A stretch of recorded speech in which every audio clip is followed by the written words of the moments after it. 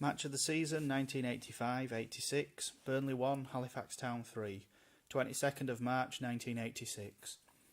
Back in 1976, Burnley were a First Division club with facilities to match, but having already sold a whole host of top players, Dave Thomas, Leighton James and Martin Dobson to name but three, they were falling on hard times.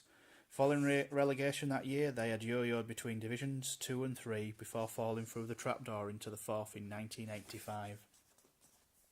Some town supporters followed their demise with sadistic glee, and with Burnley now in the same division as the Shaymen, quickly took them on as public enemy number one.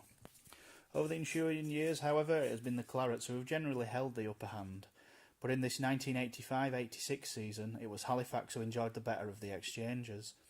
Back in October, they had been denied victory when Neil Grucrock fired in a late long-range equaliser, but in this return at Turf Moor, Town made sure there was no chance of a repeat. Star of the show was undoubtedly David Longhurst, as he put on a virtuoso performance, and it was probably his finest in a Town shirt, and it was capped with a brilliant solo goal late on.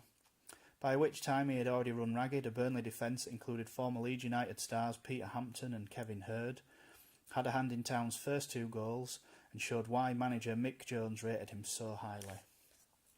Despite his performance, it was Burnley who took the lead in the 13th minute when Hampton fired in from 24 yards. But within 5 minutes, Town were level and never looked back. Longhurst nipped between two defenders on the left and cut into the box to set up Gary Richardson. Then, in the 26th minute, Longhurst played a major part in Town's second goal. He controlled Paul Sanderson's corner at the near post, turned, then fired in a shot that keeper Joe Neehanen could not hold. Simon Lowe was only too happy to turn the ball loose over the line. For the most part, Burnley looked a demoralised lot.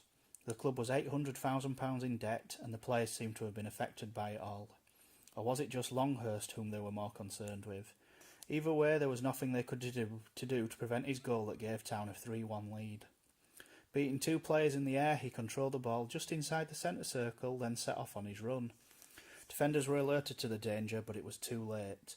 Longhurst homed in on goal, drew the keeper, waltzed round him, then planted the ball into the roof of the net. It was one of the finest goals ever scored by a Halifax Town player. 10 minutes later, the whistle blew.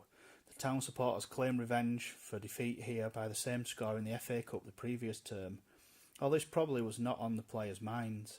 They were more concerned that they had kept an impressive run going, and it now stood at 6 wins from 7 games, and moved them out of the bottom 4 and ultimately to safety. Of Longhurst's goal, the supporters who saw it would treasure it forever, and would use it as their perfect epitaph to a player who would die on the pitch while playing for York in September 1990.